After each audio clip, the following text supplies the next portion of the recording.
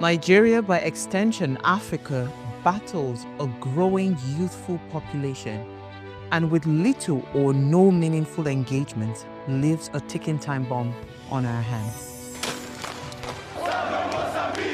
We are a blessed continent with great wealth, both in people and material. Our focus on ways remains driving conversations that affects us all. Topics in the news, social concerns, politics, leadership, governance, empowerment, resource management, conflict management, finance, SME sustainability, technological innovation, food security, health, education, brain drain, our well-being, citizenship, and much more. Our goal is to continuously drive these conversations, keep them burning at the table to effect a positive change, both for our nation and continent. Ways, what are you saying, has a secret ingredient that completes the conversation every single episode, and that ingredient is you. Our past conversations shaped our yesterday. To shape our tomorrow, we must keep talking. So, I want to hear you. Be a part of our live conversations Mondays through Fridays. And let's all have our say.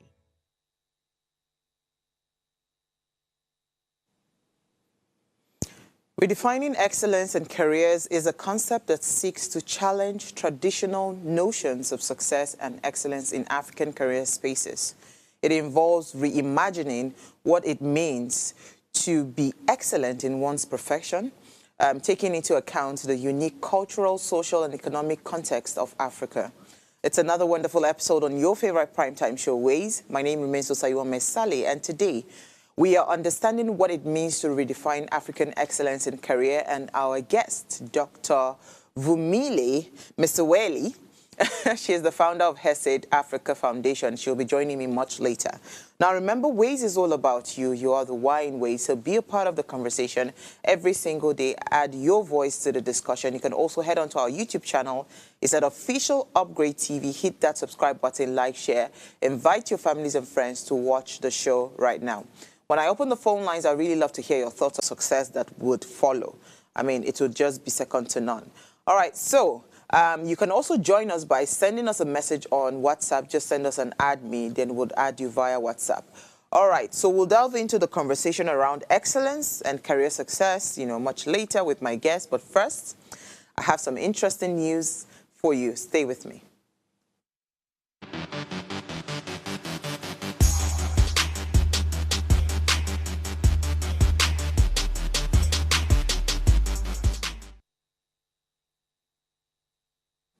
Okay, let me start off the news story today with, should I start with, on your mandate we shall stand. That's the story that is going around Delta State. The former governor Okowa and, what's his name? Obori Wori. They have cross-carpeted. But that's not the news story. I will talk about that tomorrow. Right. So what I want to touch on is that the Inspector General of Police launches school safety squad in Delta State. So according to the report, the Inspector General of Police, Mr. Kayode Egbetokun, on Tuesday launched a school protection squad to bring security to the school environment in Delta State. Egbetokun, represented by the Assistant Inspector General of Police, Zone 5, AIG Salman Dogo, said the moment in the community's journey was towards a safer and more secure future for the children. He says, today we mark the official launching of the Safe School Initiative and the inauguration of Delta State Police Command School Protection Squad. This is a comprehensive community-based strategy designed to protect our schools, empower our students, and build trust between law enforcement, educators, and families. It says we celebrate the formal inauguration of the School Protection Squad, a dedicated team of officers specially trained and equipped to safeguard our learning institution and respond swiftly to any threat that may arise. It says, let me reiterate that this initiative was born out of the Inspector General's commitment towards ensuring safety and security of our students and educational institution. Yeah. So, yeah, we're happy for the state, and we're hoping that this will actually truly bring governance very, very close to the people. I'll move on to my next story. NSCDC officers faces probe over alleged, I believe, 5.2 million extortion. So the Minister of Interior, Olubunmi Tunji-Ojo, has ordered an immediate investigation into the alleged extortion of 5.2 million naira by officers of the Nigeria Security and Defense Civil Defense Corps, that's the NSCDC. The directive followed a viral social media post accusing some NSCDC personnel of extorting the sum from a group of young men who were reportedly traveling from Ado-Ekiti, Ekiti State to Akure, Ondo State. Tunji, in a statement on Tuesday by his media aide, Babatunde Alao, expressed strong condemnation of the alleged misconduct. He added that the government will not tolerate indiscipline amongst paramilitary personnel. He says, we will not tolerate any form of misconduct from our security agencies. We're building a paramilitary that is disciplined, professional, and serves Nigeria and Nigerians with all sense of dignity and patriotism. On this case, we will see that justice is upheld and ensure that security personnel serve with forthrightness. And the minister was quoted to have said.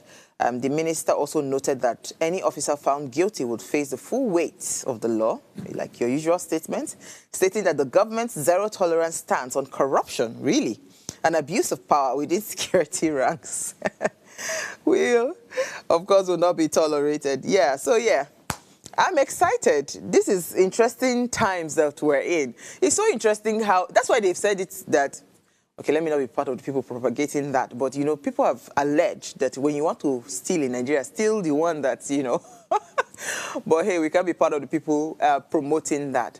I like what he said, but you see, beyond just saying that the full weight of the law and all of that, I think what Nigerians are really clamoring for, this is a good move, by the way. It's a great move, you know, to ensure that there is transparency and accountability and discipline amongst our people that are supposedly our security operatives. But however, what we want to see as Nigerians is transparency across board. So meaning that it should not stop at just these officers, right? There are many more officers. There are people in high positions of power that are daily, you know, embezzling and, you know, stealing from the from what's it called, our national resources, right? So the full wrath of the law should not stop at just these people.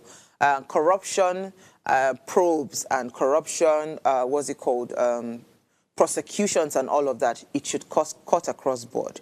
We've said it that for the few times that we're having some of these security challenges and all of that, or the most times that we have it, there is some element of negligence or whatever it is that will call from the supposed security personnel. So this is a good move.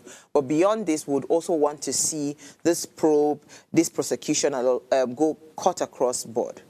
All right, so I'll move on to my next story. It says, no room for rascality. This is Niger governor orders arrest of persons with dreadlock. So I actually saw this story yesterday, but for some reason, I don't know why it skipped my mind, but I said I have to talk about it. So the governor, Umar Bago of Niger State, had directed security agencies to arrest individuals wearing dreadlock in Minna, the state capital, speaking at a stakeholder security meeting held at the government house on Tuesday. The governor said that the hair of such persons should be cut and fines imposed on them. It says, we will have zero tolerance for rascality. Anybody that you find with dreadlocks, arrest, barb the hair, and fine them. Nobody can carry any kind of hair cut inside Minna. I have given the matching orders to security agencies, he said.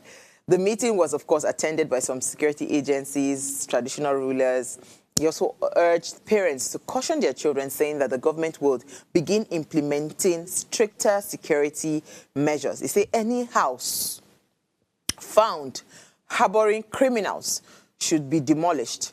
Niger State is not for useless people. That was what he also added.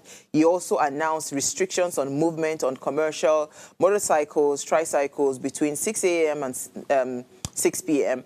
in Mina, noting that only those being used for medical emergencies would be exempted. The governor also further directed local leaders, including district, village and ward heads, to ensure proper documentation of residents in their communities. He added that any property used for harboring criminals or selling illicit drugs will be destroyed. Fantastic, fantastic move by the governor. A few things I would like to point out. I've never seen when hairstyle equals rascality. So you might want to caution that, blanket, generalization.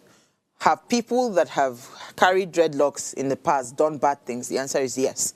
But that does not mean that anybody you see with dreadlocks, right, means automatically that the person is a rascal or the person is doing bad things. I like the idea that people's homes should be destroyed that are harboring criminals. So it means that what you are trying to say indirectly is that you want to encourage people to blow whistle on the people that they suspect that, okay, things are happening there. Because how would you know that those homes are harboring people that sell illicit drugs and criminals? It is only when people around are able to rat them out, right? So that's a good move. But how do you protect those people that go to blow that whistle, right? When he talked about district heads and leaders ensuring that proper documentation of residents in the community, I have been shouting this thing, I've been screaming it at the top of my voice. We cannot make a headway in Nigeria if we do not know who we are. So census, right? I mean, because from what you've just said, it means that you want to have proper data of the number of people within your state, which is supposed to be automatic. It's supposed to be, everybody's supposed to be accounted for, right? So when people are then infiltrating your system or foreigners are coming to do whatever it is, you can easily, fish out the bad eggs. And this should cut across not just Niger State, across all our states in Nigeria, including the Federal Capital Territory. We need to be intentional about knowing our numbers. Data is what we're going to use to fight insecurity in this country.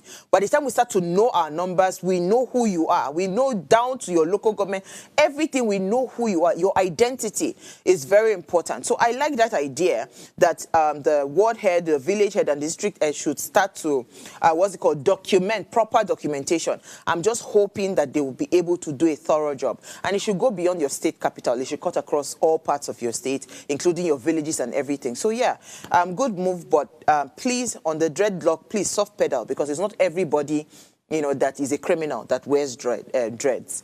I'll touch on the final story. I think I'm beginning to fall in love with this man. I don't know about you, but I'm beginning to fall in love with the man. The Burkina Faso ruler, Traoré. Right, I saw the story and I thought, it would be nice to also just mention it, because if you go on social media, you see so many reports around this leader.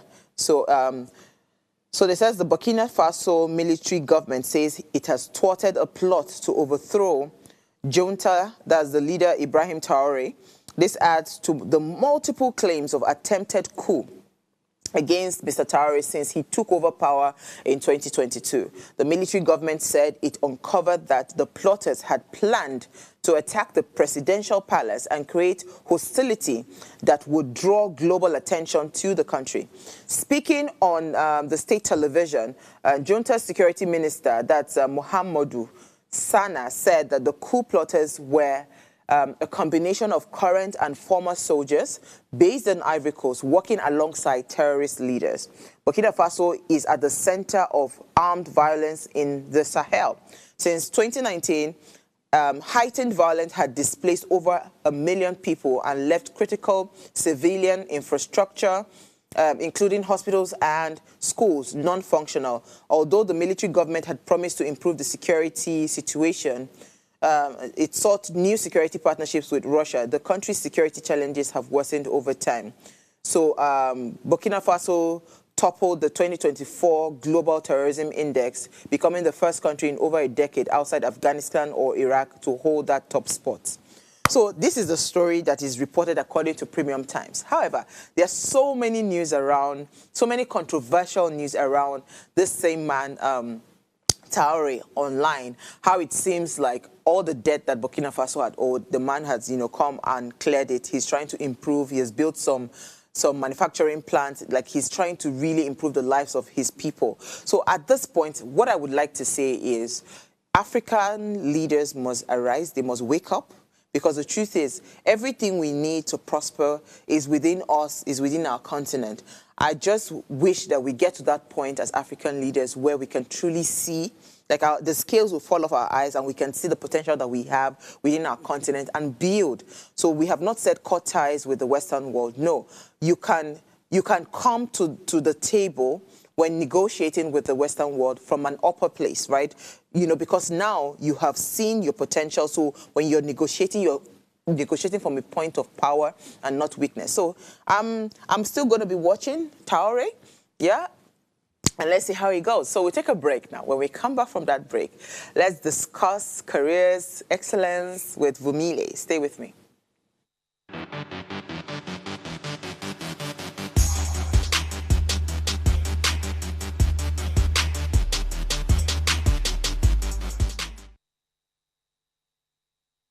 Life is made up of moments, some that fill us with joy, others that test our strength. Welcome to Heartlines. This is our space to explore the highs and lows of human connection, the love, the heartbreak, and resilience that shapes our life. From relationships to friendships, parenting to partnerships, and so much more. Every week, we share stories and conversations that define us, navigating love, separations, the struggles of parenting, dealing with anxiety and managing the pressures and stress of life. Real conversations that bring us closer, helping us heal, grow, and connect. So join me Mondays through Fridays at 10 p.m. for Heartlines, the show where we'll connect hearts, have real conversations with real people, one story at a time.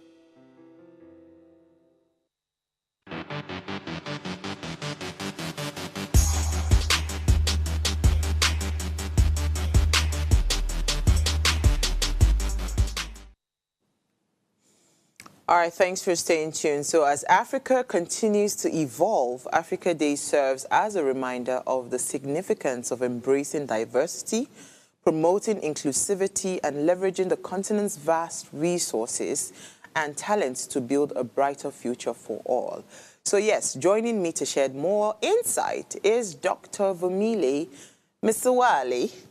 Msweli. She's the founder of Herseed Africa Foundation. Thank you so much for joining me.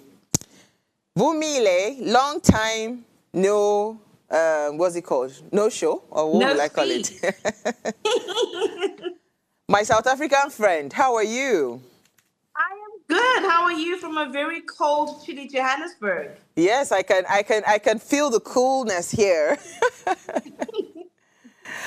Okay, so I mean, it's interesting that we're talking Africa Day, right? Do you mind sharing with our audience, right, what Africa Day means, for today's professionals and workforce, right? What does it mean? I think it's a time to reflect, and I think it's a time for us to mirror back, right?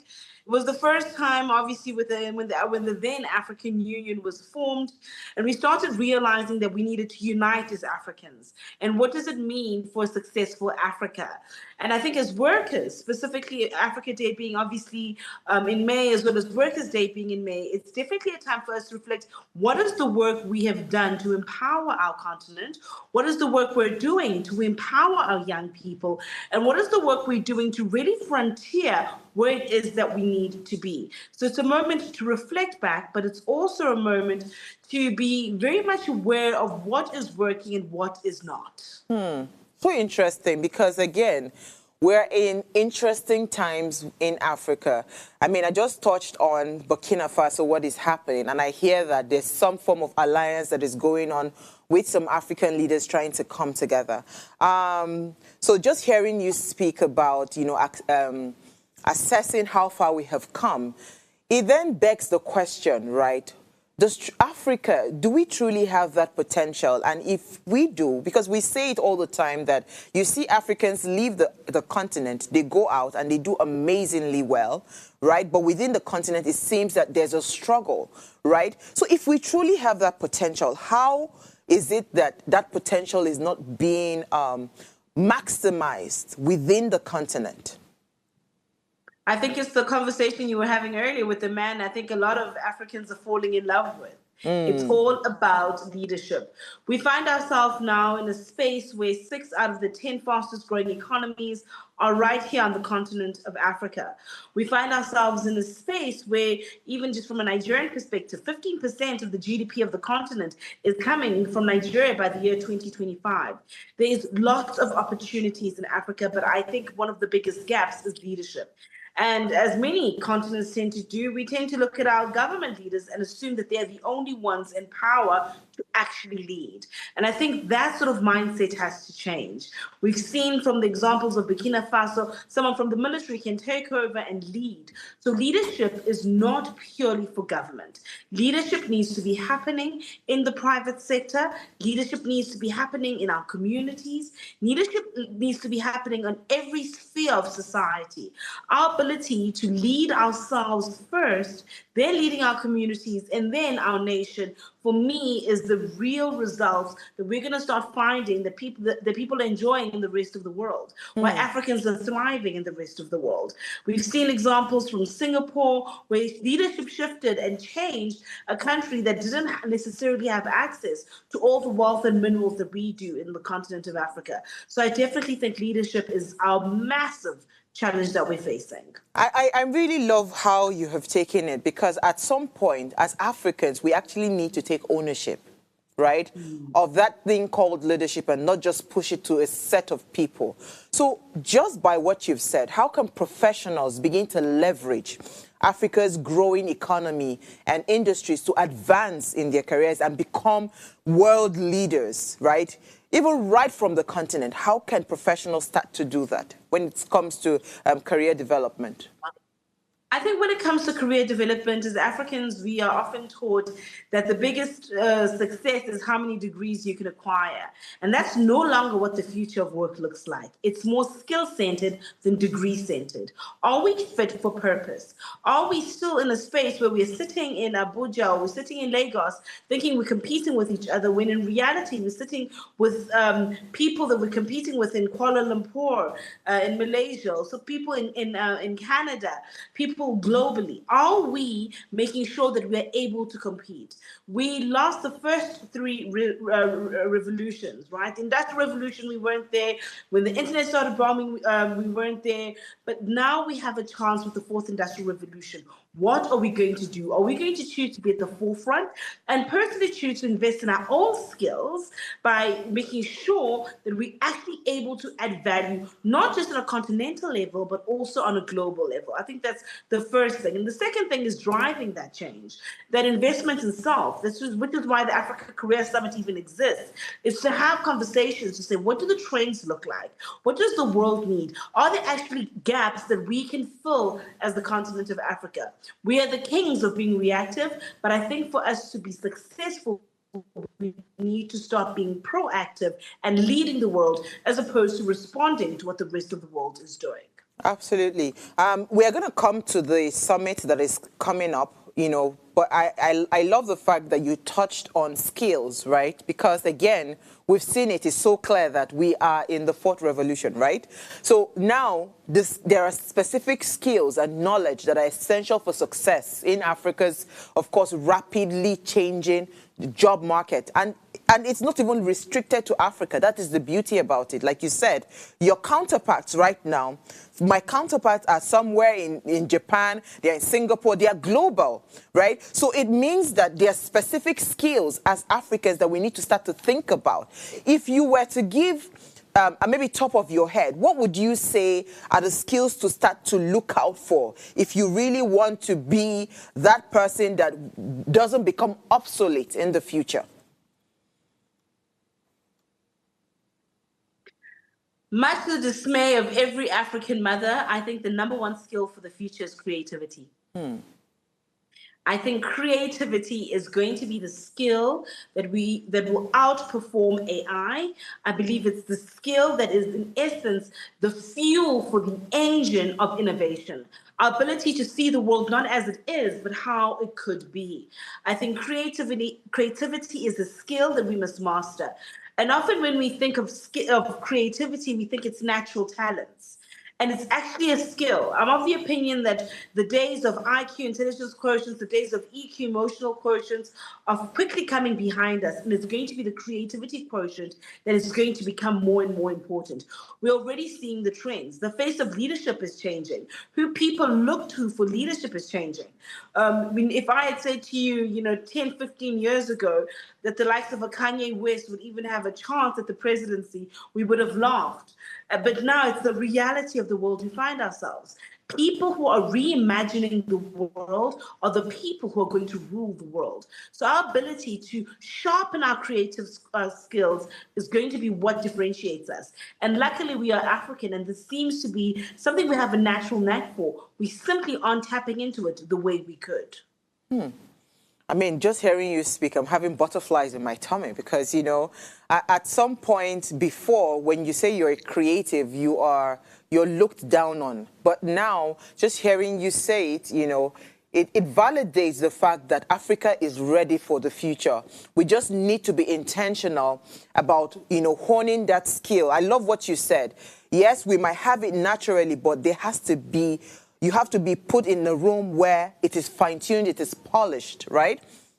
Speaking to creativity, there are opportunities that exist, right, as creatives for you to become innovative and for you to be entrepreneurial. Because we know that as it stands right now, we might not have the opportunity for all of us to become 9-to-5ers, but with creativity, we can start to intentionally build companies, we can become entrepreneurs, and we can now use that, as as a tool to grow the African continent, right? So if you say that creativity is the future, how can professionals begin to capitalize on their creativity to build stronger institutions or stronger businesses or stronger partnerships to become, to build the continent?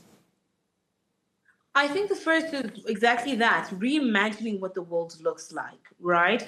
We've done very well as Africans in giving the world our creative juices and our creative dancing and our music and our culture. But we haven't found a way to monetize it. So if you were to take a look at what happened with TikTok when it was removed from America, that entire community and multi-billion-dollar business, which is social media, was impacted. How are we as Africans starting to tap into that to make sure we are getting our slice of the pie? And I think that goes not just from the world of creativity or the world of community building and the world of social media, but it happens in the workplace. Why do you do what you do? Is it because it's the way it's always been done? Or is there a way to do it differently?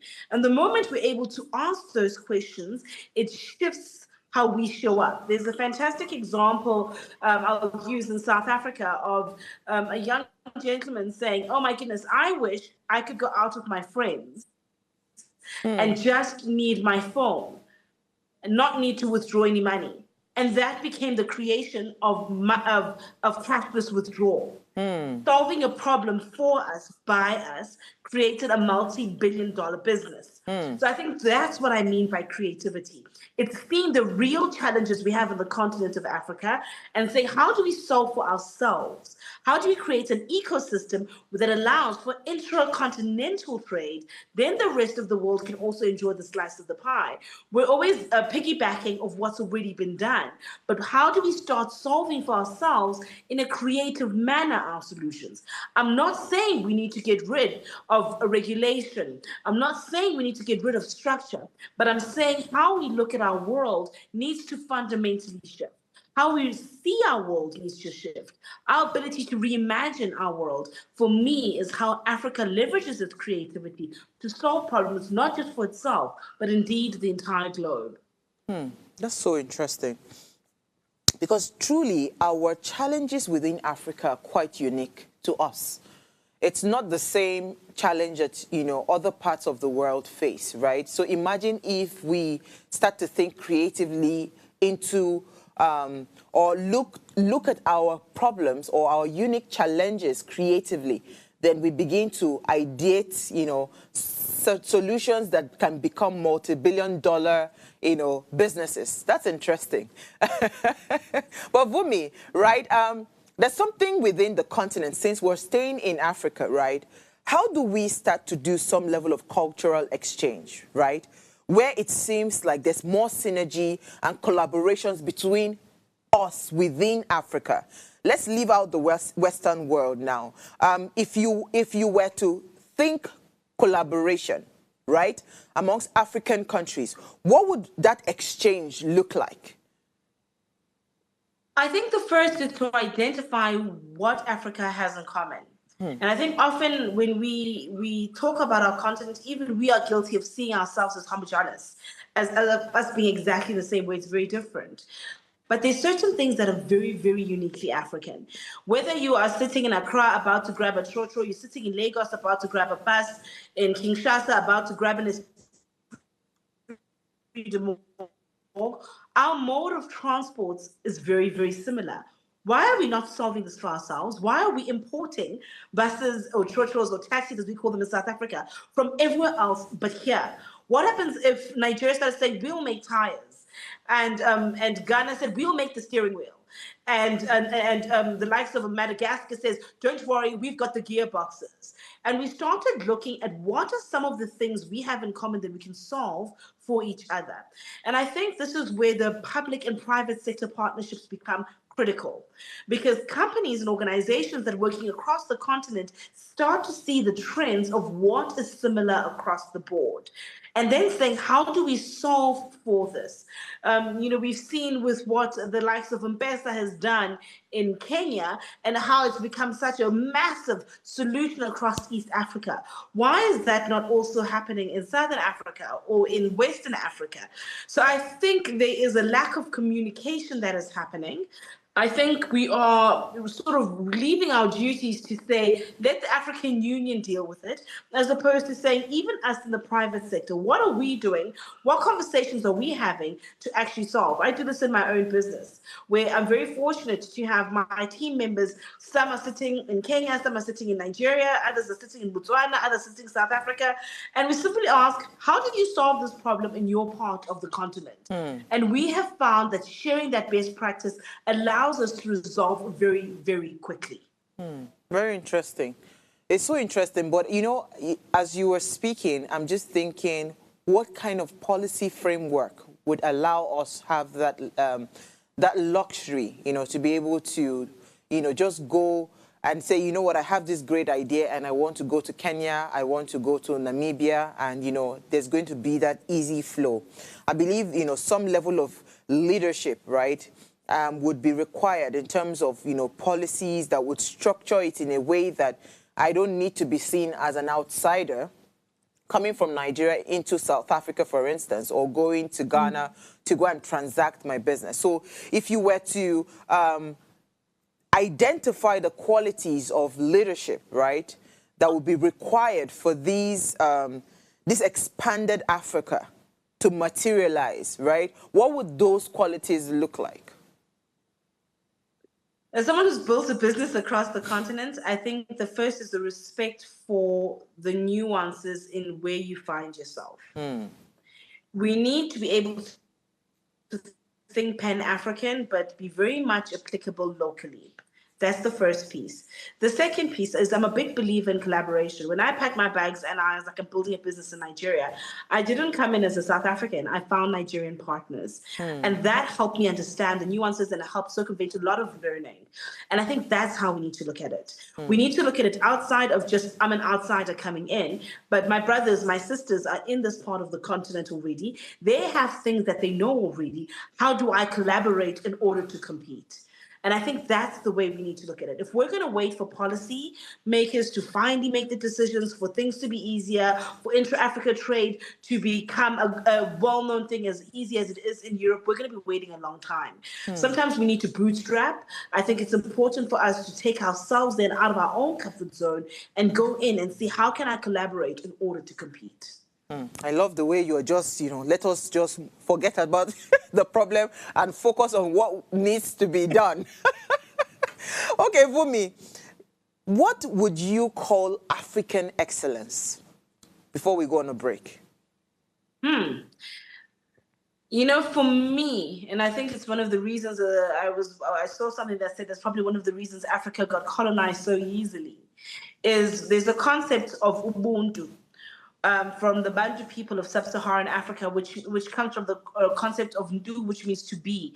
And it states, I am because we are. As Africans, we value people. We value others and we value community. So excellence for us can never be excellence in the pursuit of wealth alone. There's a conscious capitalism to it. And I think that's what excellence is. It's keeping people at the heart of what we do whilst not reducing our standard. It's saying, even as the leader, I'm thinking about the people that I serve while serving to the very best of my ability. And I think for me, that is the embodiment of African excellence. Wow, powerful definition. All right, so let's go on a very short break. When we come back, we'll continue this amazing conversation. Stay with me.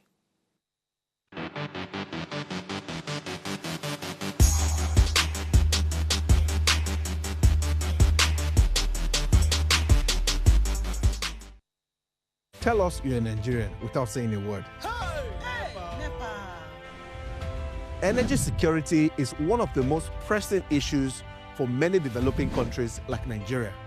And if there's going to be any meaningful progress, addressing our energy issues is non-negotiable. I need to see light for my house. Make them do something. Band A is expensive. I literally have to turn off all my appliances just to reduce costs. We need light. Introducing the Energy Outlook, your go-to show for everything energy. Every week, we'll bring you the latest insights, innovation, and in-depth analysis of Nigeria's energy sector. From policy discussions to regulatory insights, we will analyze the key decisions influencing growth and sustainability in the energy sector. We'll bring you the human stories behind the headlines, giving you a personal perspective on the broader energy challenges. Join me every Friday at 6 p.m. for the Energy Outlook, your guide to the future of energy, where energy means business.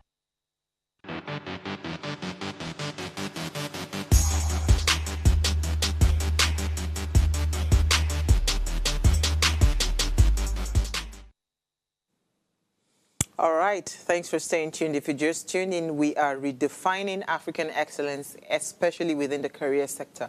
Now, please, let's hear what you have to say. Remember, you can join the conversation. Send us an SMS or WhatsApp to 081-803-84663. You can also call us. The numbers to call are 07025007749 or 07014242420. Let's hear what you have to say. All right, so, in today's rapidly evolving work landscape, career growth, upskilling, and purpose-driven work have become essential for professionals to stay relevant, and they also need that to achieve fulfillment and also drive to, success. So with technological advancement, shifting job markets, and changing workforce demographics, prioritizing these aspects is very crucial for navigating the future of work and unlocking one's potential, one's full potential. And that's why we're having this conversation around career excellence, African excellence in career. So, Vumi, I loved your definition of what African excellence is, and it has always been that.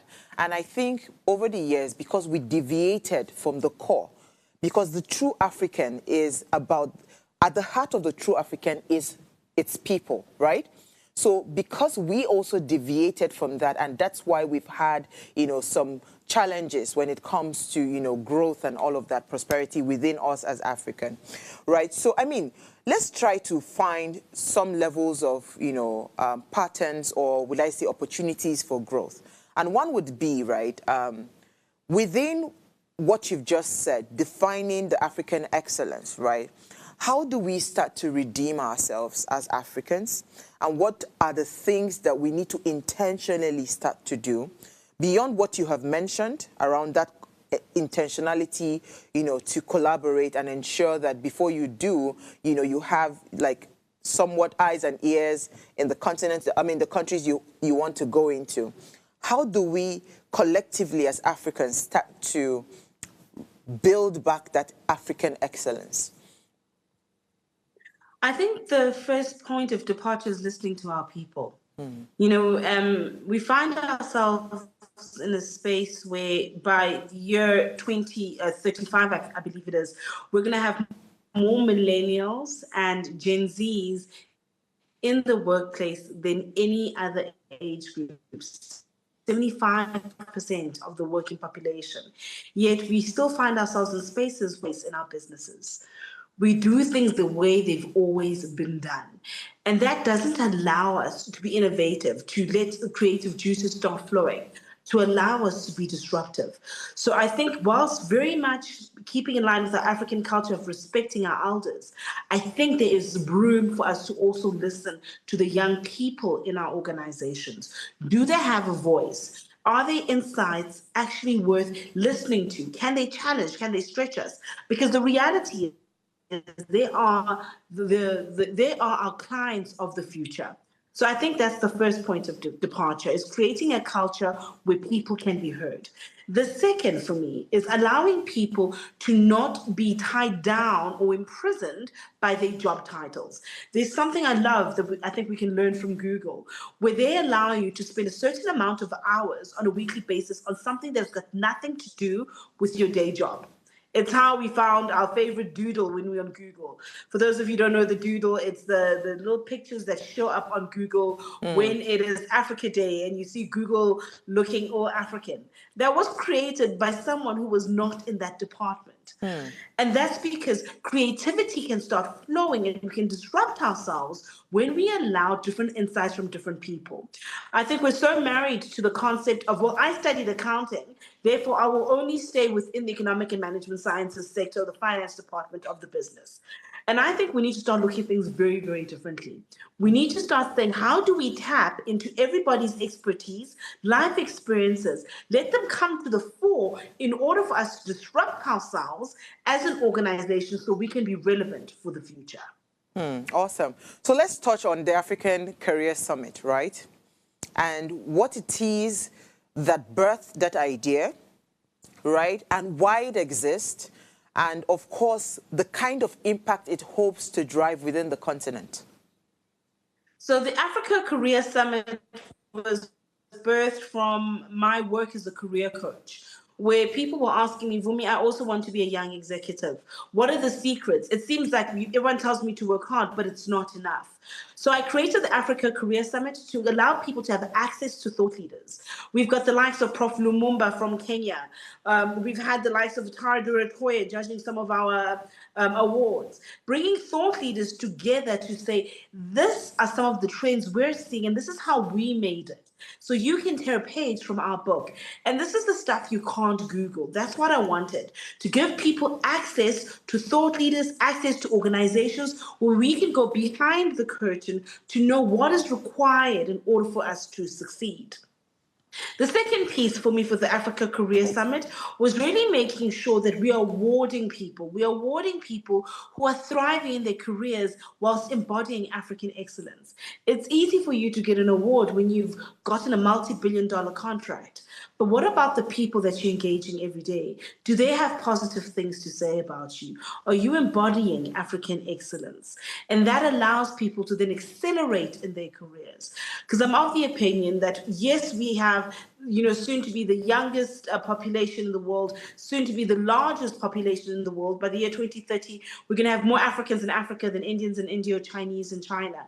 But that advantage will mean nothing if we can't compete with the rest of the globe. And that's why I created the Africa Career Summit. It's the largest gatherings of professionals on the continent to say, let's get together, let's have the discussion as to how we can create careers that thrive while still making an impact, not only when you're sitting in London, but also when you're sitting at home in Johannesburg or in Lagos or in Mombasa. And for me, that really was what was my passion behind it. I've had the privilege of working all over the world, but that meant nothing to me if I could not have that impact on my own continent. That's interesting. So you touched on access to thought leaders. To some extent, right? Having thought leaders come into conferences or summits, and all of that, to some extent, over the years, this is my opinion now, I feel like that the power that it's supposed to wield kind of weakened, right? Again, because, some people still don't understand that idea, putting a rookie in a room with a thought leader, to kind of blend and now like pick their brains on their areas of, challenges, their struggles and how they were able to surmount it.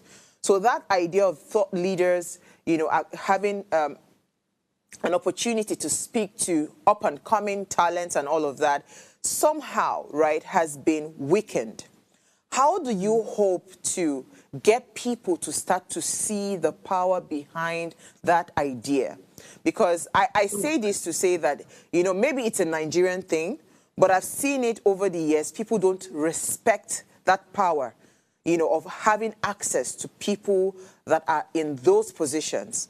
And to some extent, African leaders or some leaders, especially within the business space, right? I find it that most times are hard to share some trade secrets. We kind of like hold on to certain things, not letting go of it.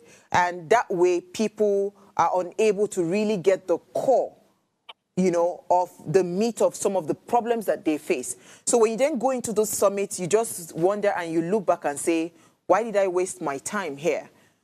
So how do you hope to address that with this summit?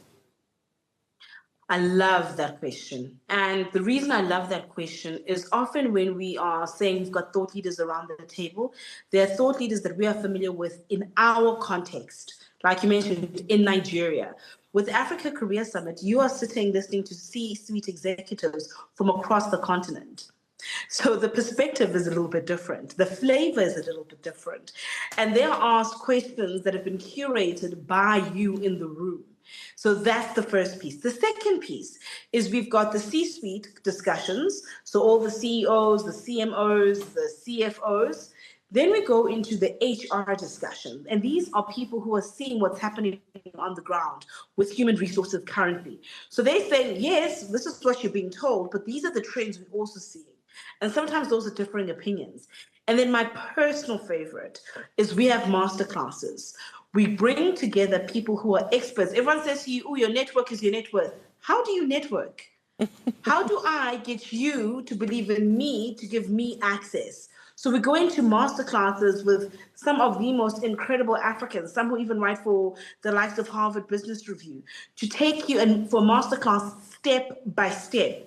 And then we say, okay, you've learned this, that's great. Now let's practice it right now. We're going to do speed networking right now with people in the room and we're mixing it up.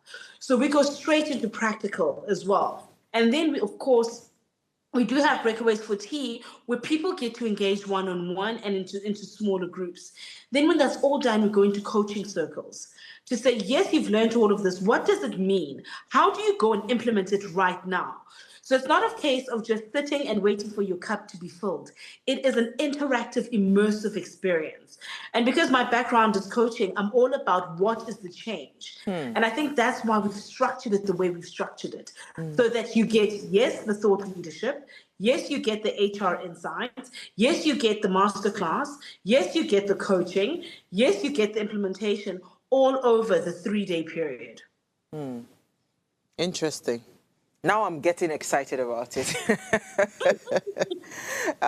One of the biggest challenges that we see or that we have, is tied around the unemployment rate, in the continent. And beyond that, it's not just being unemployed. It is also some people are unemployable, right? So there's really a skill gap, within young people. And like you rightly said, our population is going to be, a lot by 2030, right?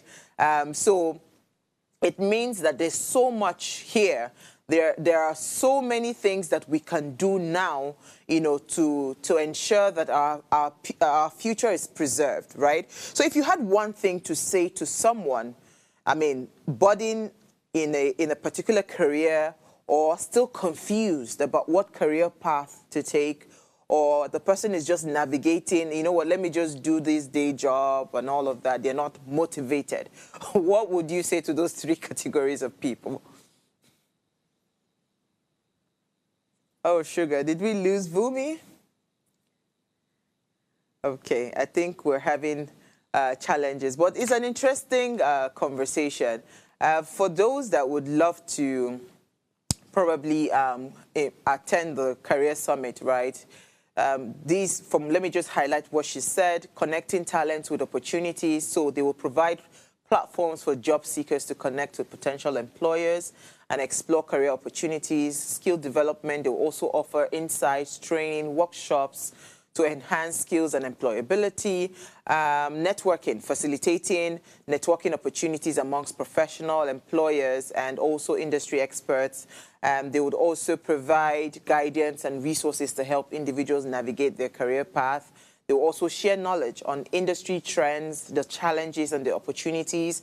They will also equip participants with tools and confidence to pursue their career goals, right?